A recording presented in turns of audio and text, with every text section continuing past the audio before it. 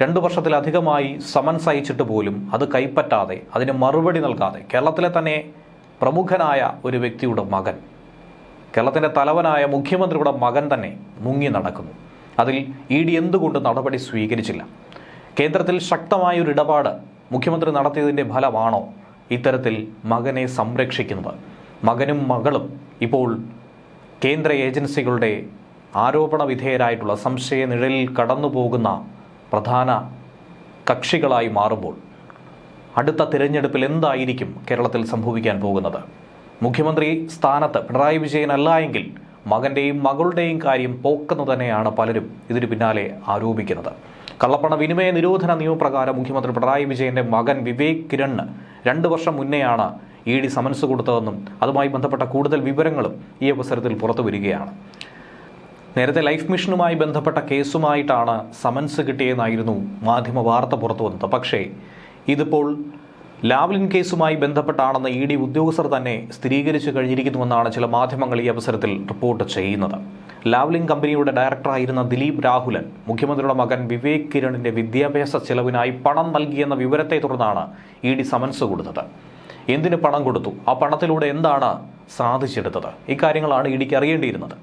അങ്ങനെയാണ് 2023 ഫെബ്രുവരി മാസം 14-ാം തീയതി രാവിലെ 10:30 കൊച്ചിയിലെ ഓഫീസിൽ വിവേക് കിരൺ ഹാജരാകണമെന്ന നിർദ്ദേശം ED നൽകിയത്. 2020 ED രജിസ്റ്റർ ചെയ്ത ECIR അനുസരിച്ച് സാക്ഷിയായാണ് വിവേക് കിരണിന് സമൻസ് കൊടുത്തതെന്നാണ് വിവരം ലഭിക്കുന്നത്. ലാവ്ലിൻ കേസുമായി ബന്ധപ്പെട്ട് വിവിധ വ്യക്തികളിൽ നിന്നും സ്വീകരിച്ച മൊഴികളുടെ അടിസ്ഥാനത്തിലായിരുന്നു ED അങ്ങനെ ഒരു നടപടി അന്ന് കൈക്കൊണ്ടത്. ലാവ്ലിൻ കേസിൽ പിണറായി വിജയൻ ഉൾപ്പെടെയുള്ളവരെ പ്രതിപട്ടികയിൽ നിന്നും ഒഴിവാക്കിയത് ചോദ്യം ചെയ്തുകൊണ്ടുള്ള CBIയുടെ അപ്പീൽ ഇപ്പോഴും സുപ്രീം കോടതിയിൽ പല തവണയായി പരിഗണനയ്ക്കെടുത്തു എന്നുള്ള വിഷയം കൂടി ഈ അവസരത്തിൽ ഓർക്കേണ്ടതാണ്. ഉദ്യോഗസ്ഥർക്കും രാഷ്ട്രീയ നേതാക്കൾക്കും പണം നൽകി തൻ്റെയും സ്ഥാപനത്തിൻ്റെയും ഇംഗിതത്തിനനുസരിച്ച് കാര്യങ്ങൾ ചെയ്യിപ്പിക്കുന്നതായിരുന്നു ദിലീപ് രാഹുലിൻ്റെ നയമെന്ന് മൊഴിയുള്ളതായി ED തന്നെ പറയുന്നു.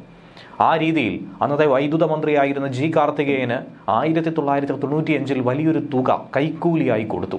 അതിനുശേഷം 96 പിണറായി വിജയനും വലിയൊരു തുക നൽകി.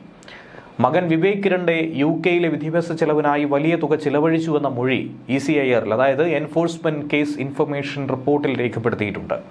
ഈ മൊഴിയുമായി ബന്ധപ്പെട്ട വിവരങ്ങൾ അതിൽ കൂടുതൽ കൃത്യത വരുത്താൻ വേണ്ടിയായിരുന്നു വിവേക് കിരണിന് സമൻസ് കൊടുത്തത്. ഈ സമൻസിന്റെ ഭാഗമായി ഹാജരാവുകയോ മറ്റ് നടപടികൾ സ്വീകരിക്കുകയോ ഒന്നും തന്നെ ഇതുവരെയും ചെയ്തിട്ടില്ല എന്ന് വേണം മനസ്സിലാക്കാൻ. ഹാജരാകാൻ കഴിഞ്ഞിട്ടില്ലെങ്കിൽ ആബ്സെൻ്റി ആപ്ലിക്കേഷനോ അതല്ലെങ്കിൽ മറ്റ് നടപടികളിലേക്കോ സാധാരണഗതിയിൽ ഒരാൾ കടക്കേണ്ടതാണ്. പക്ഷേ വിവേക് കിരണിന്റെ ഭാഗത്തു നിന്നും അങ്ങനെ ഒരു നടപടി ഉണ്ടായിട്ടില്ലെന്നാണ് ഈ നിമിഷം വരെ മനസ്സിലാക്കാൻ കഴിയുന്നത്. Vivek Kiran son of Pinarayi Vijayan Cliff House എന്ന വിലാസത്തിലെത്തിയ സമൻസ് വിവേക് ഇവിടെ ഇല്ല താമസിക്കുന്നത് എന്ന് മനസ്സിലാക്കി അത് മടക്കി അയക്കുകയായിരുന്നു. ഈ മൊഴിയിലെ വിവരങ്ങൾ ക്രോസ് ചെക്ക് ചെയ്ത് അത് വിലയിരുത്തി ശരിയാണോ എന്ന് മനസ്സിലാക്കി കൂടുതൽ വിവരങ്ങൾ ശേഖരിക്കാൻ വേണ്ടിയാണ് വിവേക് കിരണിന് ED സമൻസ് കൊടുത്തത്. പക്ഷേ ഈ സമൻസിൽ പിന്നീട് മറ്റ് നടപടികളൊന്നും തന്നെ സ്വീകരിച്ചിട്ടുണ്ടായിരുന്നില്ല. സമൻസ് അനുസരിച്ച് ED ഓഫീസിൽ വിവേക് കിരൺ ഹാജരായില്ല എന്ന് വേണം മനസ്സിലാക്കാൻ.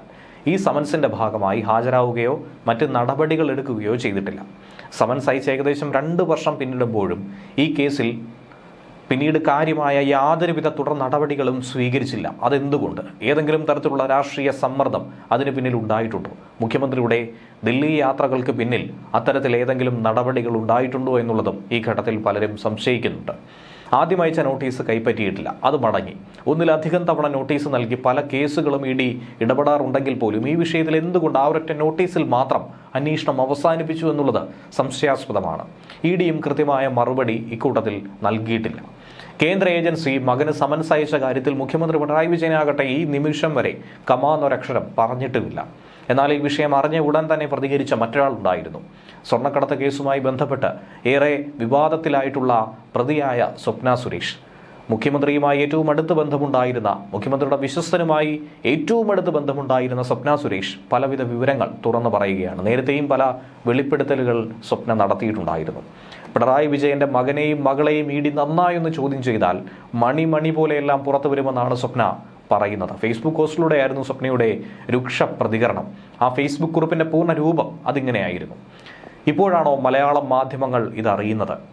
ഒരു സാധാരണക്കാരൻ്റെ മകനാണ് ED നോട്ടീസ് അയച്ചിരുന്നതെങ്കിൽ അറസ്റ്റ്, ജയിൽ, കോടതി, വിചാരണ, അങ്ങനെ എന്തെല്ലാം കോലാഹലമായേനെ. മകനെയും മകളെയും ഇ ഡി ഒന്ന് നല്ലതുപോലെ ചോദ്യം ചെയ്താൽ മണി പോലെയെല്ലാം പുറത്തു വരും. അത് അച്ഛന് നല്ലപോലെ അറിയാം. അതുകൊണ്ടാണ് രണ്ടുപേരെയും വിട്ടുകൊടുക്കാത്തത്. അത് നടപ്പിലാകണമെങ്കിൽ അച്ഛൻ്റെ സിംഹാസനം തെറിക്കണം. ഇത് കേട്ടപ്പോൾ എനിക്കൊരു പഴയ സംഭവം ഓർമ്മ വന്നു. 2018 ഞാനും എൻ്റെ പഴയ ബോസായ UAE കൗൺസിൽ ജനറലുമായിട്ട് ഒരിക്കൽ ക്യാപ്റ്റനെ കാണാൻ പോയി. ക്യാപ്റ്റൻ്റെ ഔദ്യോഗിക വസതിയിലായിരുന്നു കൂടിക്കാഴ്ച. അവിടെ വെച്ച് ക്യാപ്റ്റനായ അച്ഛൻ തൻ്റെ മകനെ കൗൺസിൽ ജനറലിന് പരിചയപ്പെടുത്തി. മകൻ UAEയിൽ ഒരു ബാങ്കിലാണ് ജോലി ചെയ്യുന്നതെന്നും അവന് UAEയിൽ ഒരു സ്റ്റാർ ഹോട്ടൽ വിലയ്ക്ക് മേടിക്കാൻ ആഗ്രഹമുണ്ടെന്നും അതിനു വേണ്ട സഹായം ചെയ്തു കൊടുക്കണമെന്നും കൗൺസിൽ ജനറലോട് ആവശ്യപ്പെട്ടു. ക്യാപ്റ്റൻ്റെ ഔദ്യോഗിക വസതിയിലെ CCTV ദൃശ്യങ്ങൾ മിന്നലടിച്ചു പോയിട്ടില്ലെങ്കിൽ EDക്ക് താല്പര്യമുണ്ടെങ്കിൽ ഫോട്ടോ പടമായി കാണാം. പൊതുജനങ്ങൾക്കുണ്ടാകുന്ന സംശയം, ഒരു ബാങ്ക് ഉദ്യോഗസ്ഥനായ മകന് UAEയിൽ സ്റ്റാർ ഹോട്ടൽ മേടിക്കാൻ പറ്റുമോ? അതിനുള്ള ഉത്തരം പറ്റുമെന്നാണ്. അച്ഛൻ്റെ പദവി ദുരുപയോഗം ചെയ്തത് അച്ഛനും അമ്മയും സഹോദരിയും ഉണ്ടാക്കുന്ന കള്ളപ്പണം ഉണ്ടെങ്കിൽ പറ്റും. വരും ദിവസങ്ങളിൽ കൂടുതൽ സത്യങ്ങൾ പുറത്തു വരുമെന്നും നമുക്ക് അതിനുവേണ്ടി കാത്തിരിക്കാമെന്നാണ് സ്വപ്ന സുരേഷ് ഈ കുറിപ്പിലൂടെ പറഞ്ഞ് അവസാനിപ്പിക്കുന്നത്. സ്വപ്ന പറയുന്നതനുസരിച്ച് വിവേക് കിരണുമായി ബന്ധപ്പെട്ടുള്ള കൂടുതൽ അഭ്യൂഹങ്ങൾ കനക്കുകയാണ്, കൂടുതൽ ദുരൂഹത വർദ്ധിക്കുകയാണ് എന്ന് വേണം മനസ്സിലാക്കാൻ. പ്രത്യേകിച്ചും സൗദിയിൽ ഒരു ഹോട്ടൽ മേടിക്കാനായുള്ള ആഗ്രഹം മുഖ്യമന്ത്രി പിണറായി വിജയൻ തന്നെ പ്രകടിപ്പിച്ചുവെന്നാണ് സ്വപ്ന ഇതിലൂടെ പറഞ്ഞിരിക്കുന്നത്. അത്തരത്തിലുള്ള സാമ്പത്തിക ചുറ്റുപാട് എങ്ങനെയാണ് ഒരു സാധാരണ രാഷ്ട്രീയ പ്രവർത്തകൻ്റെ മകനുണ്ടാകുന്നത് എന്നുള്ള സംശയം പലരും ഉന്നയിക്കുന്നുണ്ട്. ലാവ്ലിൻ കേസിൽ CBI അന്വേഷണം നടന്ന 2006 ക്രൈം നന്ദകുമാർ EDക്ക് ഇതുമായി ബന്ധപ്പെട്ടൊരു പരാതി കൊടുത്തത്. വിദേശത്ത് വലിയ രീതിയിൽ കള്ളപ്പണ ഇടപാട് നടന്നുവെന്ന് ചൂണ്ടിക്കാട്ടിയാണ് ആ പരാതി. എന്നാൽ ആ ഘട്ടത്തിലാകട്ടെ ED ക്രൈം നന്ദകുമാറിൻ്റെ പരാതിയിലൊന്നും ഇടപെട്ടിരുന്നില്ല. പിന്നീട് നിയമസഭാ തെരഞ്ഞെടുപ്പിന് തൊട്ടു മുൻപായി ED വിഷയത്തിൽ ഇടപെട്ടു. 2020 കേസ് രജിസ്റ്റർ ചെയ്തു. ഇതിനുശേഷം ക്രൈം നന്ദകുമാറിനെ മൊഴിയെടുത്തു. 2022 ലാവ്ലിൻ കമ്പനിയുടെ ഫിനാൻസ് അടക്കമുള്ള മേഖലകളിൽ ചുമതല വഹിക്കുന്ന ഉദ്യോഗസ്ഥർക്ക് ED നോട്ടീസും അയച്ചു. എന്നാൽ ഉദ്യോഗസ്ഥർ ഹാജരായില്ല. അതിനുശേഷം കേസിൽ വലിയ രീതിയിലുള്ള കോലാഹലങ്ങളൊന്നും തന്നെ ഉണ്ടായില്ല. പക്ഷേ പിന്നീട് തൊട്ടടുത്ത വർഷം 23 വീണ്ടും കടുപ്പിച്ചു. ലാവ്ലിൻ കമ്പനിയുടെ പശ്ചിമേഷ്യയുടെ ചുമതലയിലുണ്ടായിരുന്ന മലയാളി കൂടിയായിട്ടുള്ള ദിലീപ് രാഹുലിനെതിരെ ED അന്വേഷണം തുടങ്ങി. ഇതിനിടയിലാണ് ദിലീപ് രാഹുലൻ മുഖ്യമന്ത്രിയുടെ മകൻ്റെ UK വിദ്യാഭ്യാസത്തിനായി പണം നൽകിയെന്ന മൊഴി EDക്ക് കൊടുത്തത്. ഇതോടെയാണ് ED വിവേകിന് സമൻസ് അയച്ചത്. കള്ളപ്പണം വെളുപ്പിക്കൽ നിരോധന നിയമത്തിലെ 50-ാം വകുപ്പിലെ 2, 3 ഉപവകുപ്പുകൾ പ്രകാരമാണ് ഈ സമൻസ്. മുഖ്യമന്ത്രിയുടെ ഔദ്യോഗിക വസതിയായ ക്ലിഫ് ഹൗസിന്റെ മേൽവിലാസത്തിലായിരുന്നു ഇത്. ആധാർ, പാൻ കാർഡ്, ബാങ്ക് അക്കൗണ്ടുകൾ, സ്വന്തം പേരിലും കുടുംബാംഗങ്ങളുടെ പേരിലുമുള്ള സ്വത്തുക്കളുടെ വിവരങ്ങൾ എന്നിവ ഹാജരാക്കണമെന്നായിരുന്നു അന്ന് ആവശ്യപ്പെട്ടത്. എന്നാൽ ഇതിലൊന്നും തന്നെ പ്രതികരിക്കാൻ ഇതുവരെയും മുഖ്യമന്ത്രിയോ മകനോ തയ്യാറാകാത്തത് തന്നെയാണ് ഏവരെയും ആകുലപ്പെടുത്തുന്നത്.